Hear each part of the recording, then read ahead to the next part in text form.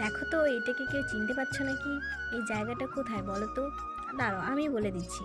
তো আমি চলে এসেছি আজকে নবদ্বীপ মায়াপুরে, নবদ্বীপ ধাম মায়াপুরে যাব আজকে। তো আমি আর আমার জিজু যাচ্ছি, সাথে আমার জিজু আছে দেখো। তো আমরা নদীর এই পারে আছি, আমরা এখন নৌকো করে বা নৌকো না বোটে করে আমরা এখন ওই পারে যাব, ওই পারে মায়াপুরে যাব। তো আমরা এখন নৌকোতে ওঠার জন্য মানে আমরা টিকিট কেটে নিয়েছি। 10 টাকা করে টিকিট নিয়েছে নৌকো বোর্ডে, আর নৌকোতে গেলে 5 টাকা। তো আমরা বোর্ডে যাব ভাবছি, আসার সময় নৌকোতে আসব। তো আমরা এই নদীতে যাব, তার জন্য বোর্ডে উঠছি আমরা। এই প্রথমবার আমি নবদ্বীপ ধামে এসেছি, কারণ আমার একটা বড় দিদি আছে, সেই দিদি চাকরি হয়েছে, মানে এনএম এনএমে চাকরি পেয়েছে। তো হচ্ছে নবদ্বীপেই ওর জয়েনিং হয়েছে। তো এখানে ওর জন্যই আসা। তো আমাকে জিজু বলল, চল ঘুরে আসি একটু মায়াপুর থেকে, দেখবি আর এদিকে তো আসা হয় না কোনোদিনও, যাই দেখে আসবি একটু। তো এই বলেই জিজু আর আমি এই বিকেলবেলা 3টে, এরকম 3টে নাগাদ আমরা বেরিয়ে পড়েছি। আর প্রচণ্ড ঠান্ডা ছিল, কুয়াশাও ছিল, সেই জন্য আমরা বোটে করে যাচ্ছি। আর ওই ওই পারে গিয়ে অনেকটা হাঁটতে হবে, যাবো বলেছে অনেকটা বলতে একটুই দূর আছে, তো হেঁটে যেতে হবে। তো আমরা এই বোটে চড়ে মানে খুবই একটা নতুন একটা অনুভূতি হচ্ছে আমার, মানে খুব সুন্দর লাগছিল। বোটে করে আমি যাচ্ছি একটা সমুদ্র না, কি নদী, এটা একটু বড় আছে। তো তো সবাই এখানে জাহাজে করেই বা হচ্ছে, জাহাজ বলতে ছোট জাহাজগুলো, বোটগুলো যেগুলোকে বলে আর কি, সেই বোটগুলোতেই সবাই পার হচ্ছে আর কি। তো খুব সুন্দর লাগছিল, কিন্তু ভিডিও করতে একটু ভয়ও লাগছিল, কারণ যদি ফোনটা পড়ে যায়। তো আমি এক জায়গায় ভিডিও করতে পারলাম না, কারণ সেখানে নদী মানে গঙ্গা আর যমুনা এক জায়গায় হয়েছে। সেটা মানে সাদা জল, মানে যেটা গঙ্গা ছিল মনে হয় সাদা জল, আর একটা কালো, মানে যে দুই ধারটা একটা সাদা একটা কালো, দুটো মিশে গিয়েছে মাঝখান দিয়ে। খুব সুন্দর লাগছিল জিনিসটাকে দেখতে, সেটাকে ভিডিও করতে পারলাম না।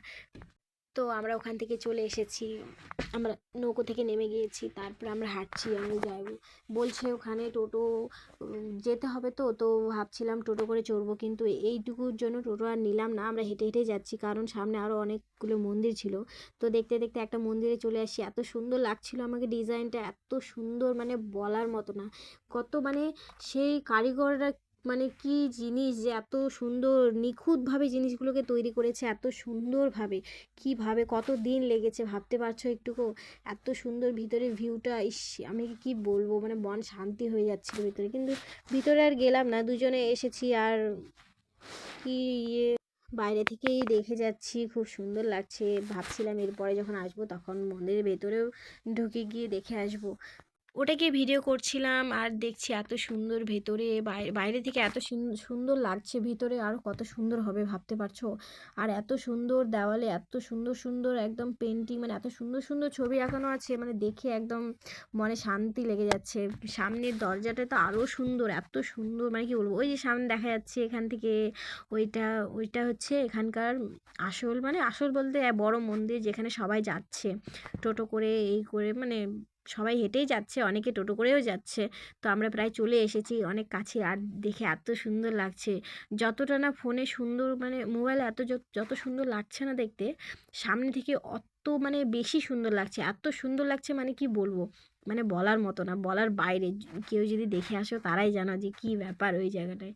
এত এত বড় বড়, মানে আমি যখন ভেতরে গেলাম, এত বড়, আমাকে তো মাথা উঁচু করে দেখতে হচ্ছে, এত বড়, আর এত বড় বড় দেওয়াল, এত বড় বড় দেখে আমার একদম মাথাটাই একদম শেষ, এত সুন্দর লাগছিল দেখতে। আর এই যেখানে জল পড়ছিল, আমি দেখতে চলে আসছি, এত সুন্দরভাবে জল চলছে, আর চারিদিকে ফুলে ভর্তি, এত সুন্দর সুন্দর ফুল, মানে কি বলবো। সামনে ওই মন্দিরটা দেখতে পাচ্ছ, সেখানেও মানে খুব সুন্দর লাগছিল মন্দিরটা। তো আমরা ওই সাইড থেকে ঘুরে আসলাম, আসে মন্দিরের এখানে আসলাম, এত সুন্দর দেখতে, মানে কি বলবো, জিনিসটা সামনে থেকে দেখলে মানে খুব সুন্দর, একদম খুব সুন্দর, মনটা একদম ছুঁয়ে যাবে।